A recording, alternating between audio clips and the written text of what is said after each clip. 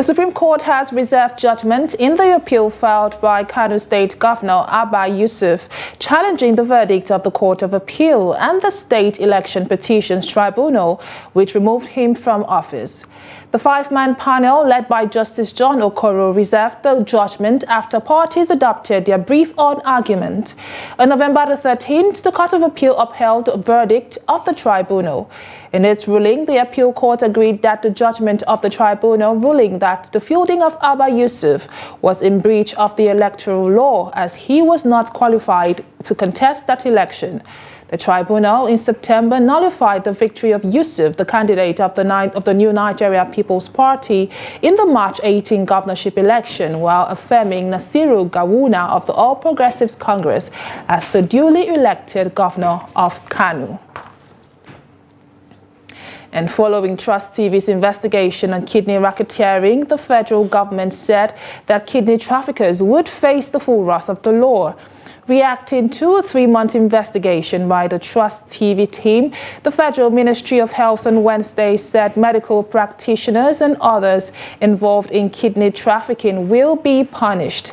In an exclusive report headline titled "Inside Abuja's Kidney Market, Where the Rich Prey on the Poor," Trust TV's investigation exposed a shadow economy of illegal kidney trade, in which kidney brokers and local agents target and lure young men from low economic backgrounds to sell their kidneys in Abuja. The Director, Media and Public Relations, Ministry of Health and Social Welfare, Ms. Patricia Dawari-Tishe, conveyed the government's assurances to bring the kidney traffickers to justice in the statement on Wednesday in Abuja. At this time in the studio, we, the members of the investigation team, Yusuf Zango of Trust Media, is joining me now to discuss development on the investigation. Hello, thank you for joining us on the news this hour. Thank you very much. And by the way, I'll start by saying a huge kudos to the entire team that took part in the investigation. Thank you very much. But what's your response to this reaction from the federal government? There has been a lot of, there's been a feedback rather from the federal government. But what's your reaction to this? To me, it's a little bit too late for them. I think it took them more than a week to respond. And even after the minister, the minister had a response on his Twitter. And we have been following the ministry for more than a month. And we even wrote a letter to them under the Freedom of Information Act to react. And we have not gotten a response up to the time we had no option than to publish the report. So, and look at even the substance of their action is that they were going to do something. What concretely? By now, one should be expecting that the ministry will set up a committee, and they even said that actually they even have that committee which is supposed to regulate this kind of activity in terms of organ transplant and so on. That committee, which was set up more than I think more than a year ago, was just inaugurated about 3 months ago. So I think the ministry has to do more to assure the public that I think they are going to follow up on this case. Indeed, they indeed should be doing more. But we also have heard from the hospital at the heart of this investigation, and they are countering the documentary and the conclusions that you came up with. What's your take on that? Well, I don't know. They have every right to do that. But one thing we are sure of is that we went to them, and we put this all the issues to them, and. They admitted to some extent. They even gave us some documents which showed that really that transplant took place in their hospital. So I really don't know. They are relying on affidavit, while in real sense, what we have from the birth certificate of the 2 young chaps operated upon, they are below 17 years at the time that operation was conducted on them. So I really don't know, really. It's up to them they have every right to counter. But what I know is that we follow due process as far as the journalism profession is concerned.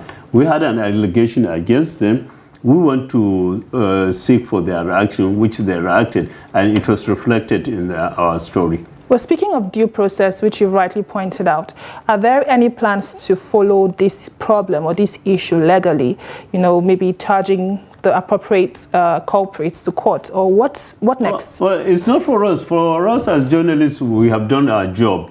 And for others, like the Legal Aid Council, which has even taken up the issue, and it has sued Alliance Hospital to the tune of about 700 million naira on behalf of the victims. So, and as I said, if the Ministry of Health wants, it can pursue the case. NAPTIP is there, it can pursue the case. And so far since the report was released, the NBA had come in with, even from what the ministry said this morning or yesterday, the Medical and Dental Council will also look at the issue. So for us as journalists, we have done what was expected to do.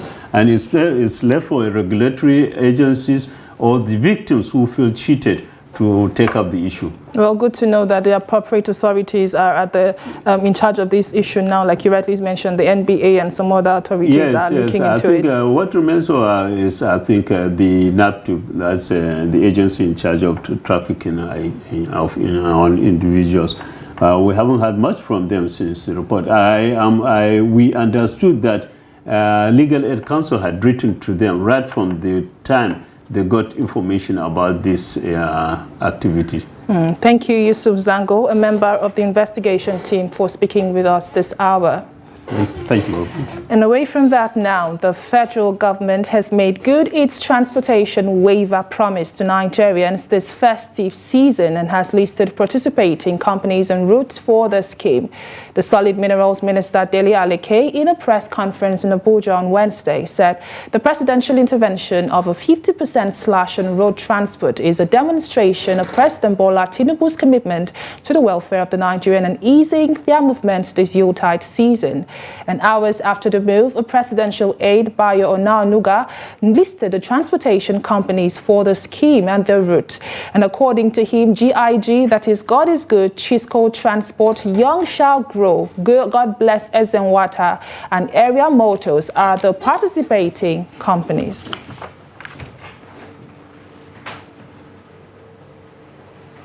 The federal government on Wednesday announced 50% reduction in transportation cost along 22 interstate routes during the Yuletide season. The Minister of Solid Minerals Development, Mr. Dele Aleke, who chairs the Inter-Ministerial Committee on Presidential Intervention, disclosed this when he briefed State House correspondents at the Aso Rock Villa, Abuja. The NURTW spokesperson Falade confirmed that the union had resolved to commence the price slash today following the directive by the presidency. He said the decision came after deliberations by the executive members of the NURTW on modalities for the smooth operation of the directive.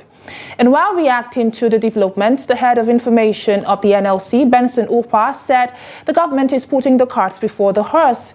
However, the Nigerian Union of Journalists and Teachers has commenced and commended the federal government for giving a 50% discount to commuters who would use public transportation during the festivities.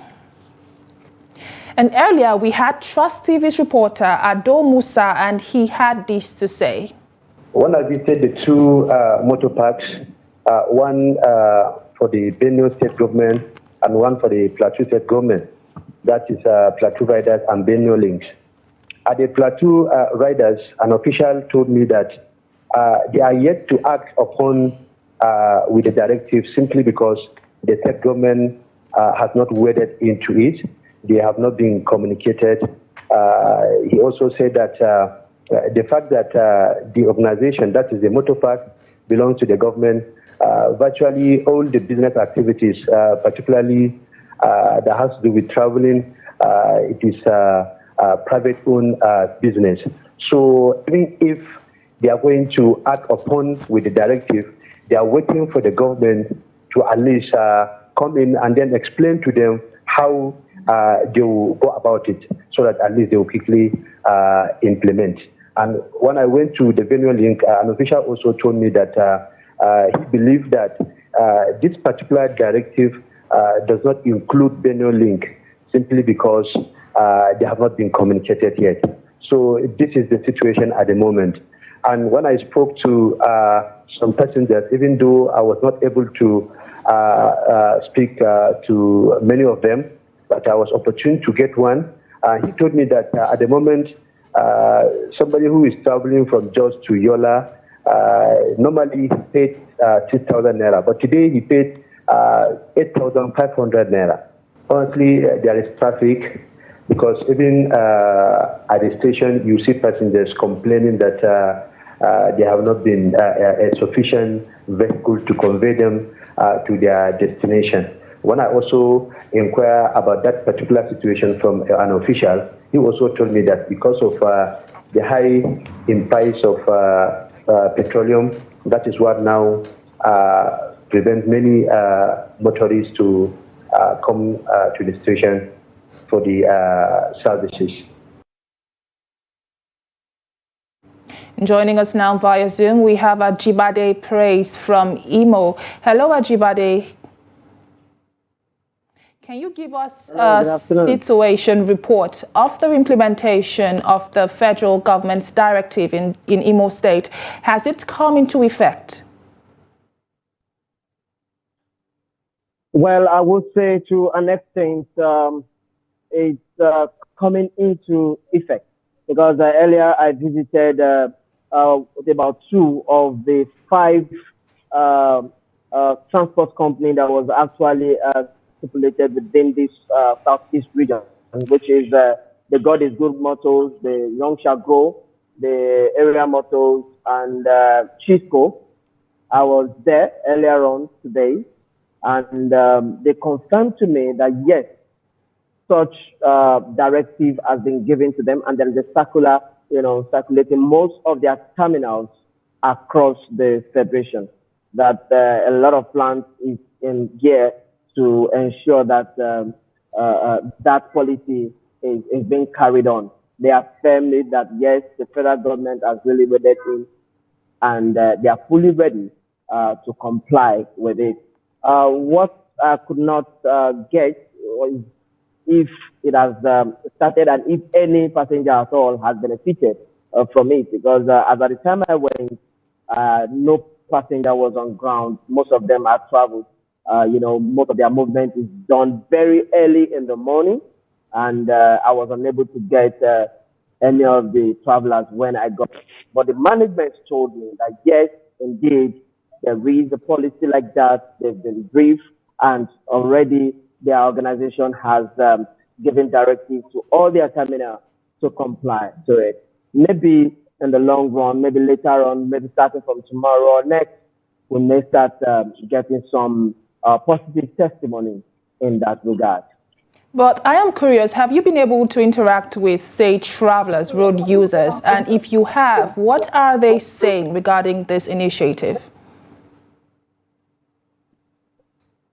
Well, for some of them who spoke to me, of course, of record while we were trying to find out if it has actually started in the state, they are happy with the development. They are very, very happy with the development. You could recall earlier on, I turned in a report where most of them lamented over the hike in price of transportation, and many of them had even let go of travel that has to do with the Yoli side because the price is actually too much for them to bear.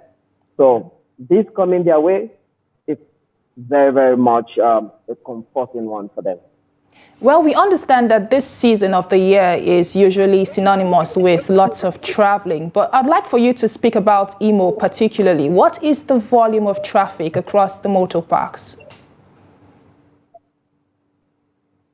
Well, maybe with this development of reduction in the price of transport fares, maybe there may be some level of increase in the rate of people traveling. But then, as at the time where I filed a report where people were actually lamenting over the hike in price, I will tell you the turnout was, very low. Even the driver said people are not traveling, people are not coming forth due to the hike in price of the transport fare.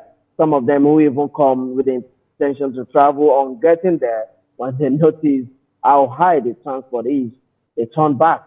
And that has been the case. I don't think there are much of them traveling in the state, as it were. Most of the places I visited, compared to previous years, I will tell you there is a very, very low turnout in numbers of persons traveling. Thank you, Ajibade Praise, for that update from Imo State. Well, you are watching News Update on Trust TV. Still to come after the break. Borno State Zenith Bank clinched maiden customers loyalties award. More news when we return to stay tuned. This is Africa Update on Trust TV. I am Ayuba. Thanks for joining. Rest of Africa, stand and make sure that our people understand. And the story of the OAU can be told and retold. It cannot be denied that it made a contribution to the process of decolonization of the continent in many ways. Ethiopia is where it is today in no small part because of the tireless efforts of the African Union and the wisdom of its deeply held belief in the principle of African solution to African problems. The bulk of African countries were under colonial rule in 1945. So they did not take part in the negotiations that established the Bretton Woods institutions. But the African continent is not included in the South-South relations. And therefore, our objective is to ensure that the Africa Free Trade Agreement is actually implemented. And the BRICS countries, all of them are trading with Africa. And we know that there are resources in Sudan, especially in Darfur. And that is why Darfur has been on the front burner for a long time. So Cameroonians are anxious, Cameroonians are impatient, Cameroonians are like, oh, many of the guys are not talking today. You can read it all over the social media. Egypt has officially declined to accept fleeing Palestinians for fear that the more Palestinians you accept across the border into Egypt, the more trouble there may be for the country in the nearest and farthest future.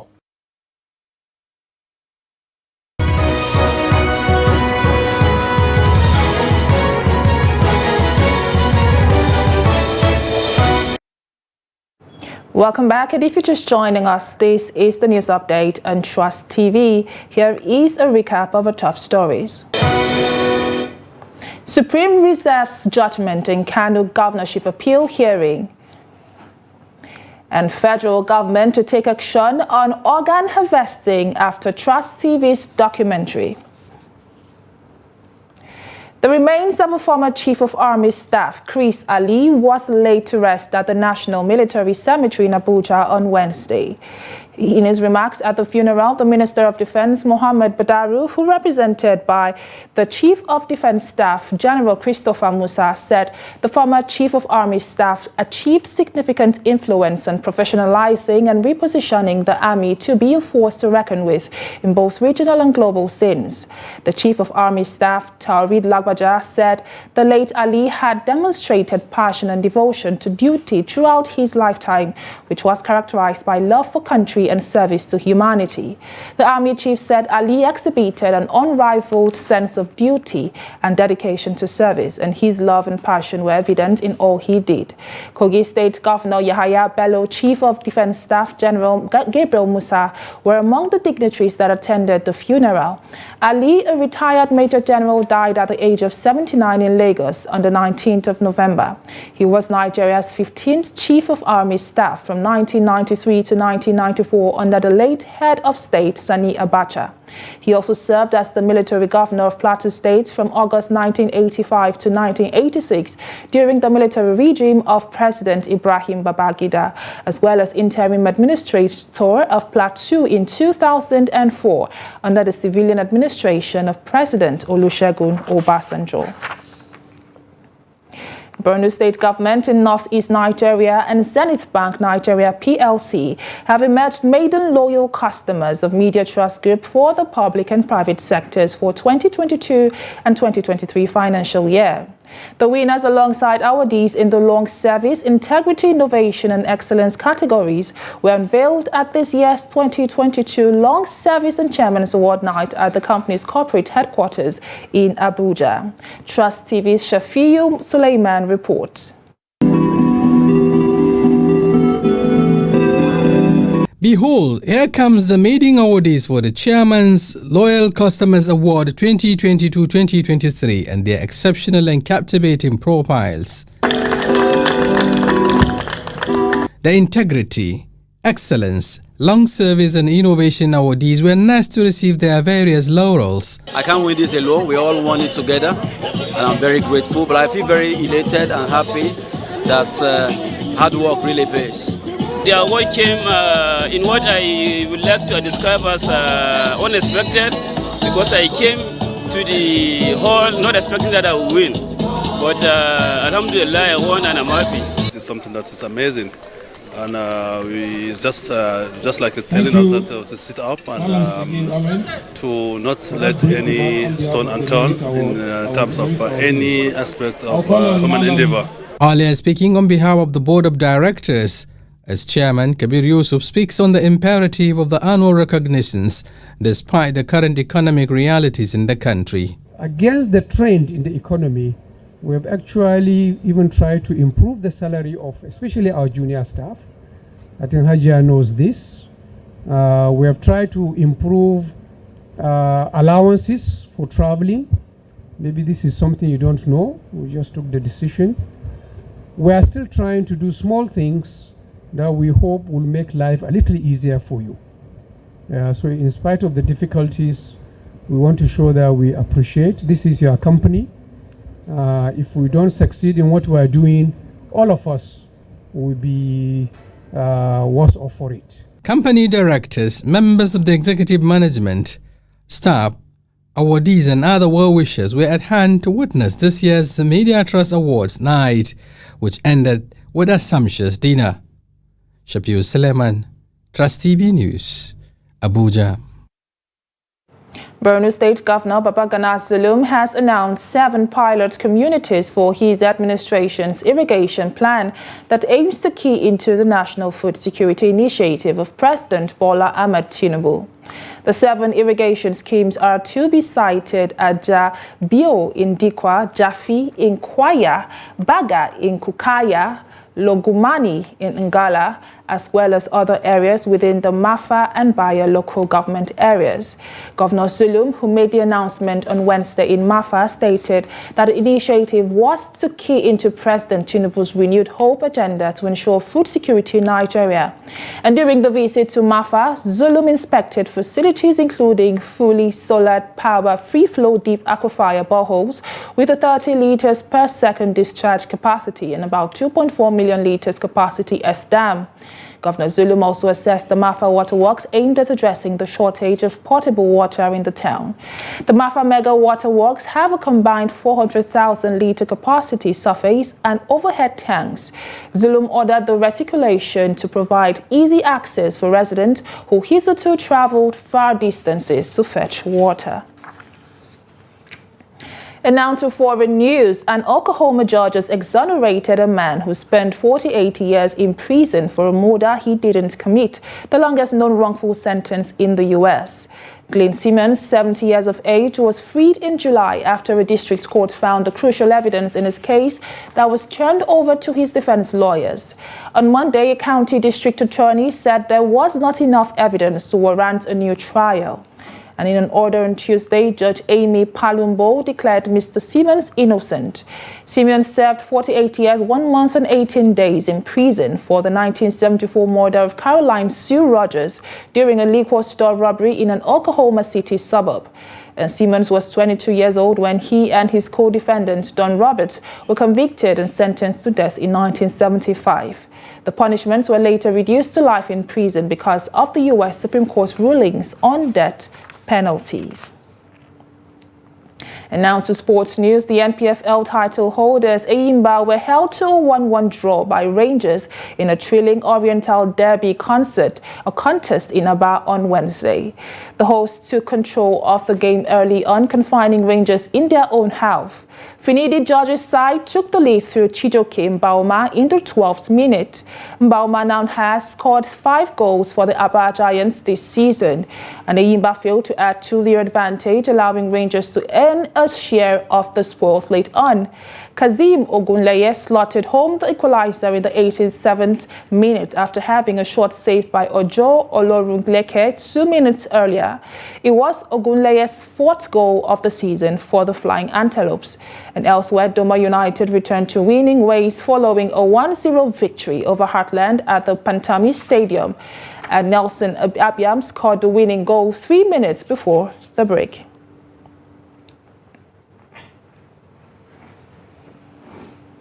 And with that, we've come to the end of News Update on Trust TV. Do well to follow us across all the social media platforms for more news, documentaries, and programs. My name is Chiamaka Nendu. Thank you for watching.